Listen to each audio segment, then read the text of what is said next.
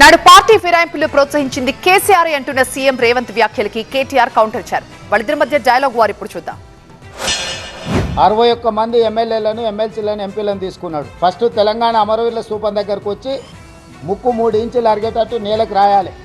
అమరవీరుల స్తూపం ముందర చేసిన తప్పులకు క్షమించమని.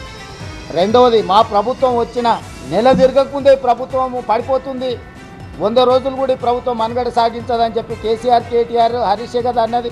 దానికి వంతబాడింది బీజేపీ కదా. ప్రజలు ఎన్నుకున్న ప్రభుత్వం 65 మంది ఎమ్మెల్యేలను గెలిపిస్తే మెజారిటీతో ఉన్న ప్రభుత్వాన్ని 3 నెలల్లో పడగొట్టమని బీజేపీ బీఆర్ఎస్ రోడ్ల మీద రంకెలేస్తుంటే మరి గాలికి వదిలేయాలన్నా వాళ్ళు ఎటు చేస్తే అట్లా?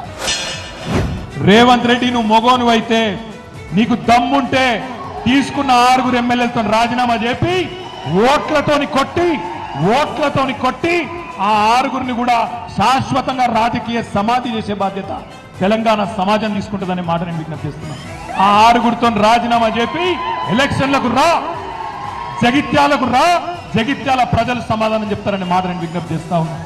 ఇంకొక మాట, ఒక్క రేవంత్ రెడ్డే కాదు, కాంగ్రెస్ వాళ్ళందరూ మాట్లాడిన సుధపూసలు లెక్క. ఒక పార్టీలో గెలిచి ఇంకో పార్టీలో ఫిరాయిస్తే ఆటోమేటిక్ డిస్క్వాలిఫికేషన్ చేస్తా అని నరికిండు. రాహుల్ గాంధీ ఎక్కడనో కదా హైదరాబాద్లోనే తుక్కుగూడల